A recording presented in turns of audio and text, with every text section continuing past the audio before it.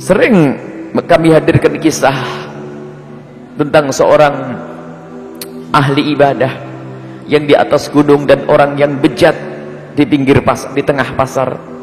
Ma'jin Bani Israel, orang bejat di tengah pasar, dan orang ahli ibadah di atas gunung. Dua orang yang sangat berbeda. Suatu ketika yang di atas gunung itu Allah kehendaki untuk turun, yaitu karena bahan makanannya sudah habis, sehingga mau tidak mau dia harus turun ke pasar. Di atas gunung kegiatannya adalah hanya sholat, puasa, ibadah, dan ibadah. Turun ke tengah pasar untuk belanja, untuk mencari bekal. Sementara yang di tengah pasar itu preman yang semula adalah jauh di wilayah yang jauh dari kemuliaan. Preman, mabuk, berbuat segala bentuk kejahatan. Maka cerita ini adalah cerita istimewa untuk para preman. Wahai para preman, dengar nih. Wahai anak-anak yang katanya bejat hari ini, dengar ini kisah. Di saat itu Allah menghendaki sang preman, sang jahat, sang bejat ini untuk ketemu sang kiai. Digerakkan oleh Allah, diberi keinginan untuk ketemu sang kiai, mendengar petuah. Kalau bahasa kita, ngaji deh. Padahal nggak biasa-biasanya, tiba-tiba Allah gerakkan seperti itu. Maka mendekatlah, naik ke atas. Sang kiai turun dari atas gunung, sang preman naik dari bawah ke atas. Karena ini adalah gunung, adanya jalan setapak. Mau tidak mau, di saat mereka berpapasan harus ada yang ngalah. Kalau tidak ada yang ngalah, tidak akan bisa, pasti tabrakan. Sang preman yang katanya bejat dan jahat itu ternyata di saat melihat sang kiai di hadapan matanya dan di jalan setapaknya, terkaget. Ya, dikuasai oleh kekagumannya yang sudah tertanam di saat dia hendak pergi ke atas. Dikuasai oleh rasa hormat kepada orang yang disebut sebagai orang soleh. Ia kaget dia. Begitu terkagetnya dan dikuasai oleh rasa kagumnya, ia tidak bisa bertutur sepatah kata pun, dan dia hanya bisa duduk di jalan setapak, minggir di jalan setapak, sembari ia mempersilakan kepada sang kiai untuk melewatinya. Silahkan sang kiai. Tapi sang kiai rupanya dia punya cara pandang beda, karena merasa dirinya adalah ahli ibadah. Ini adalah bab yang kedua nanti. Ini adalah orang sebagai ahli ibadah yang katanya adalah kerjanya ibadah, mendekatkan diri kepada Allah. Akan tapi dia punya cara salah dalam memandang manusia. Dia memandang manusia dengan pandangan merendahkan.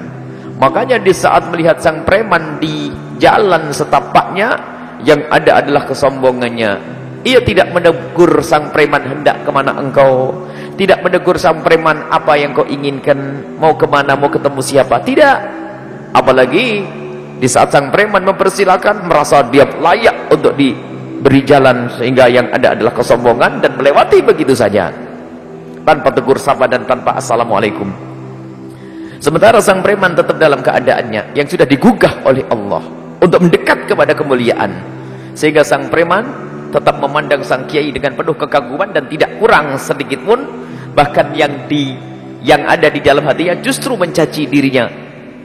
Ia berkata dengan prasangka baiknya, orang alim ini benar-benar orang baik. Waktu saya mau ke atas saja kok diturunkan oleh Allah. Sepertinya dia tahu kalau saya mau ke atas. Jadi masih husnudzon itu, biarpun dia preman. Apa sabda Nabi SAW dalam kisah tersebut? Lihat, biarpun orang berada di kubang kehinaan, kemaksiatan, preman berbuat jahat, tapi ternyata di dalam hati masih ada kagum dengan apapun yang ada hubungannya dengan kemuliaan Islam, agama, orang ahli ibadah, ulama. Maka orang ini bakal selamat pada suatu ketika nanti. Kalau sudah, biarpun orang itu kayak apa, tapi kalau masih lihat, dengar suara adzan masih, biarpun mungkin belum sholat, ya adzan. Memasuki bulan Ramadan, ulama, ada hormat. Pengajian, gak ganggu. Mungkin dia tidak ngaji, tapi tidak mau ganggu. Dan mungkin di dalam hatinya ada rasa senang, bangga. Oh, ada pengajian, syiar. Bahkan biarpun itu tidak syar'i kadang-kadang. Tapi dalam hatinya masih ada bangga dengan Islam, itu bakal selamat orang itu. Ibu-ibu di kampung, bapak-bapak di kampung, lihat. Pemain bola aja namanya Islam saja, biarpun tahu nggak tahu kalau itu Islam itu sudah ada. Itu. Jangan nonton bola, bukan ngajari nonton bola ini. Ini satu contoh. Jadi ada kekaguman dengan bentuk kemuliaan atau sesuatu yang ada hubungannya dengan kemuliaan. Itu berarti telah dikeluarkan oleh Allah dari wilayah yang menjerumuskan tadi, mulai mendekat ke wilayah yang kedua. Jadi wilayah yang pertama ini Masya Allah, ada orang yang benci. Kalau sudah orang benci, mengganggu, ada pengajian, apaan tuh? Susah itu. Susah dibenahi. Ulama merendahkan.